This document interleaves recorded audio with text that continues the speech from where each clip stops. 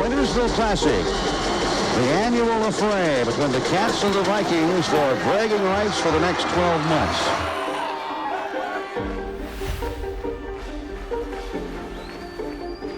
This is rivalry week all across the state. And of course, they don't get any bigger rivalries, that is, than the one we've got right here in Valdosta, Georgia. Winnersville Classic is something that everybody knows about. It's one of the top high school games in the nation. And the fans were treated to an outstanding football game. And most folks in Valdosta and Lowndes really enjoy football. So I think for those people who study it closely, they would have to say they enjoy the game very much.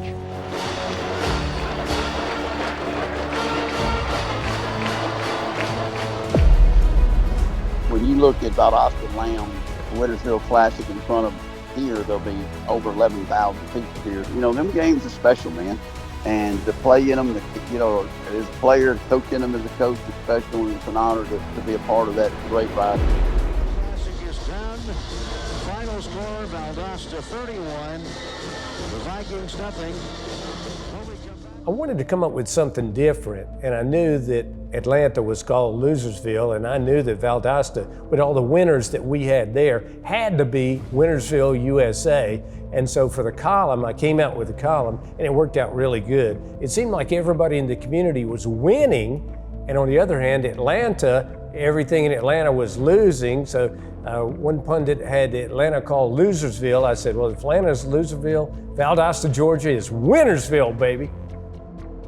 My dad was Mr. John B. Lastinger. I was a Valdosta High graduate, loved Valdosta, went to work for the Valdosta Lowndes County Chamber of Commerce, which was a natural job for him because he just got to promote the community. But he of course, was a diehard Valdosta High Wildcat supporter, but I think he recognized that, that this rivalry could be something, and he kind of, I think, through some community efforts, began to work to kind of make it a week-long thing and get other entities involved in it.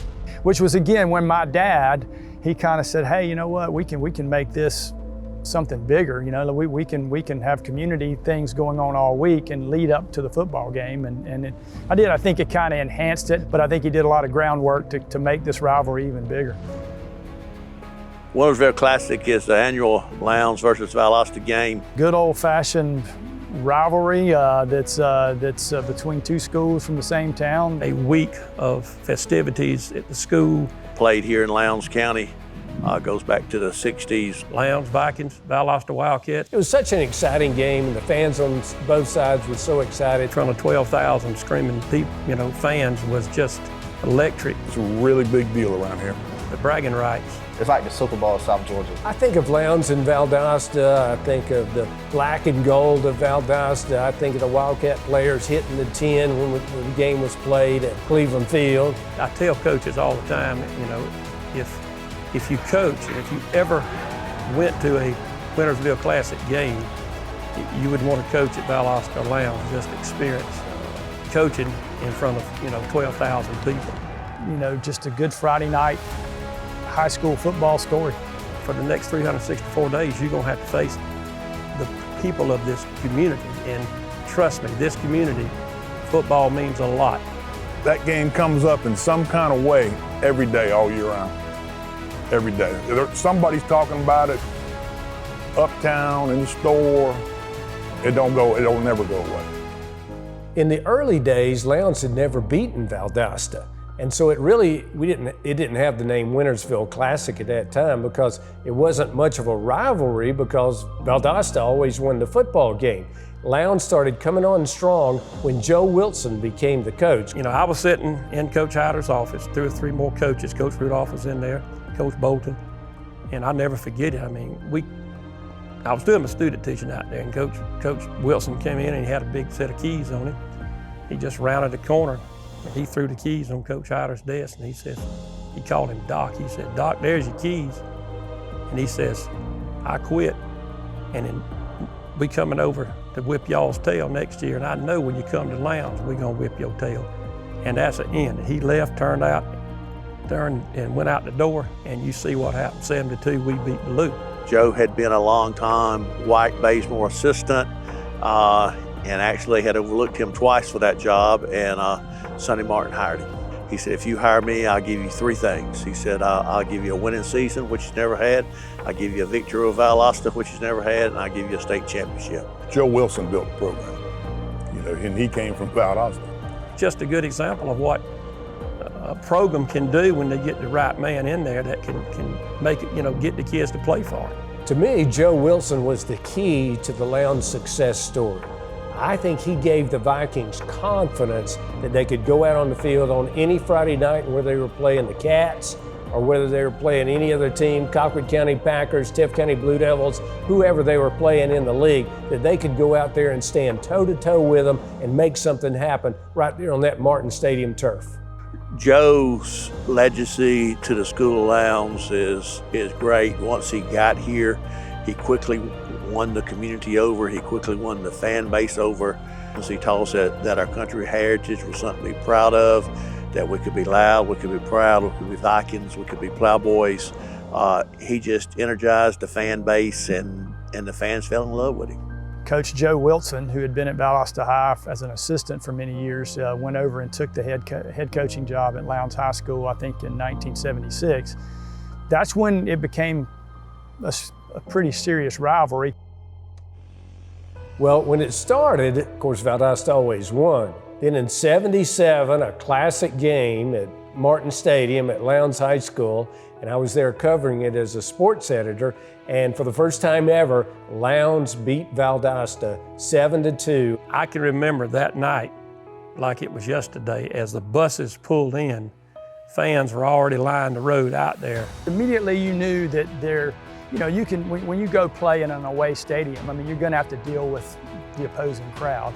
And they didn't throw anything at the bus, but they were definitely hollering and letting us know that tonight was gonna be different. So they come over here in '77, and we are competitive, and it's a tight game, and it's a lot of 3 and outs, a lot of punt, a lot of stops. We picked up Ballou pass off and returning 80 for the touchdown, end up giving up the safety in the end zone. We had a chance, and I dropped a touchdown pass late, third quarter, I think, maybe fourth quarter, but they held on and won 7-2, and buddy, everywhere you went, that's what you heard. Said, we beat you 7-2, we beat you 7-2. Coach Hyder mentioned that they had put some kind of bounty out on Buck. If they could get his jersey, so much money was involved or whatever. And sure enough, they got his jersey. He liked to cut his jersey underneath to give him a little more, because he felt like his shoulder pads kind of restricted him throwing the football. So he cut it, and yeah, they had a defensive end named Charles Bergman, and at some point, chased Buck down and sacked him, but grabbed him by the jersey and ripped his jersey, not completely off, but ripped it to the point where he couldn't wear it anymore. So he wore number 7, but he had to go in and put on number 1.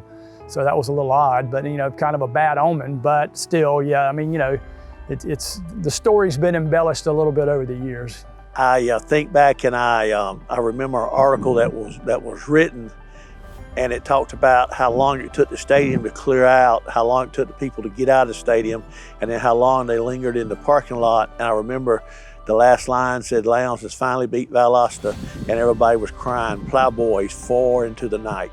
I'll never forget the next morning. At that time, the Valdosta Daily Times was an afternoon newspaper, so I wrote the story that evening, went in the next morning, laid out the pages, and I wanted to get something that it really would be good for both teams. So I said, defense, defense, defense, Lowndes beats Valdosta 7-2.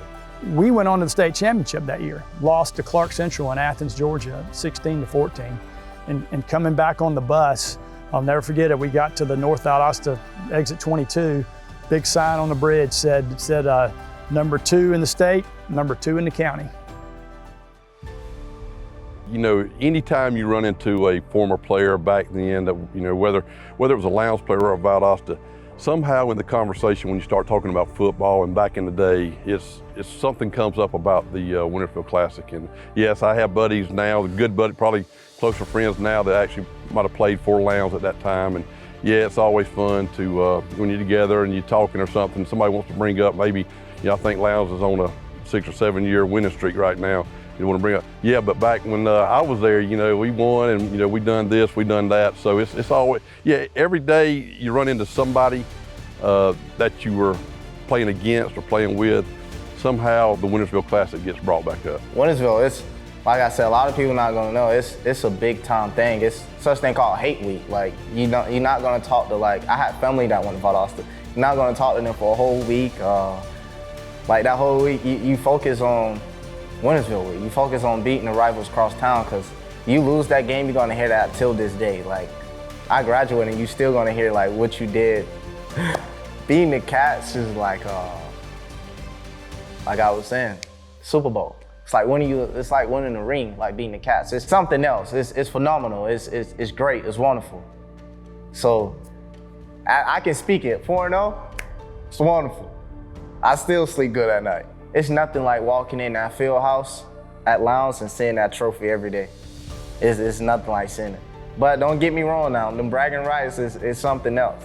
It's something else, because down here you go to the barbershop and you lose the Winnersville Classic, you gotta hear it. Like, there's nothing you can do.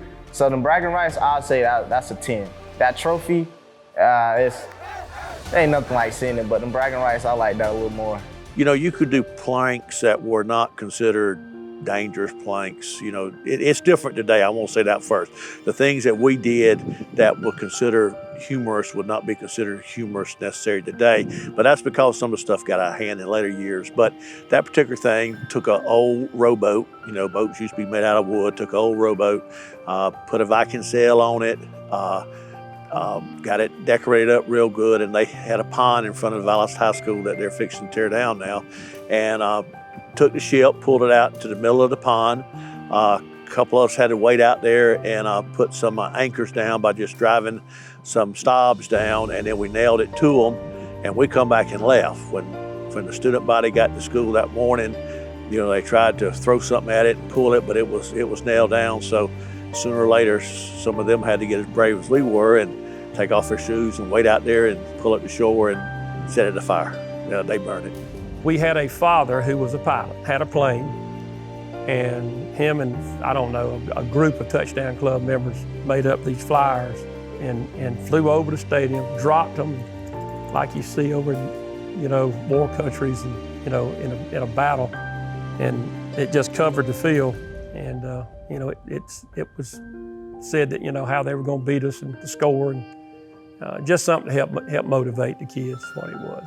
But I remember a truckload of, I guess, Lowndes students, probably got people I knew, just, you know, kind of parading in front of my house, screaming and hollering, you know, during the week of the game. At Cleveland Field, as it was then, climbed the fence one night and run a Viking flag up the flagpole. Had a young kid that was very agile, and he climbed the flagpole, skinnied up it, you know, like you would a fireman's pole, taking the rope with him, tied the rope around the front, and on his way back down, he put Crisco on it so that no one else could then climb it to get it, so which meant you had to bring in a bucket truck or a lift of some kind to get up there. I'm not sure how they got it down. They had it down by game time, but they did something. I'm not sure what. We actually caught a young man in a tree at the end of our practice field toward Perimeter Road with a camera in a pine tree filming our practice. To say the least, he did not make it home with the tape. We come up with an idea, kind of like other teams use horses, that we would use this mule, and we would put somebody on the mule, and they would ride the mule out to midfield. It was a grass field at the time, not turf. And instead of throwing a spear like they do a little further down south, they would throw a pitchfork. And actually practiced with the mule. Actually had it pretty much working to an empty stadium. When Freddie Steedley got on the mule and come out with the stadium full of people, both bands blaring, our band strikes up. The mule got to the goal line, planted his feet. Freddie went one way, the pitchfork went the other way, and the mule went a third way, which was toward the Valdosta sidelines. The crowd went wild. Valdosta players, unaware of how dangerous or not how dangerous a mule might be, and he was as scared of them they were him. They tried to wall behind you there. They tried to grab those bars and go up that. They were running every which way. It was quite comical, and it was the only time we ever tried it with a mule. I don't remember a whole lot about football, but I always remember those games against Lowndes. So that's how it's special. You know, that's why it means something. You never forget. You know, another thing about this rivalry is the sportsmanship. Never one time had anybody ever from either side ejected from the game for any kind of, you know, BS. And every game that we played, win or lose, the kids were shaking each other's hands, hugging each other. They all know each other. So that's another thing about this rivalry is, you know, that on that particular night, we're gonna try to beat the crap out of them, and they're gonna try to beat the crap out of us. But it's clean, it's good. It's special because it's very important here. I mean, and you know, we're talking about a Valdosta Lowndes rivalry. I mean, that's another part of it is the support. And when there's 10 to 12,000 people that come to that game for high school sports or a high school football game, that's pretty special. I love the fact that they're celebrating the Winnersville Classic now, and the fact that I had some little part in naming Valdosta Winnersville. And I love that both teams are winning football teams. They have great traditions now, both Valdosta for many, many years and Lowndes since the mid-'70s there. Both teams still winning, and I really like to see that. Until you've been to a Lowndes Valdosta game, you know, when both teams are good and felt the electricity in the air, it's hard to describe. But this stadium can be very electric, but on a Lowndes Valdosta game, the electricity just goes to a different height and it goes to a different level. I tell people when they ask me about it and ask me to explain to them, I usually end up by saying it's something you have to live and experience one time just to understand. Make sure you get a ticket early because it'll be a show.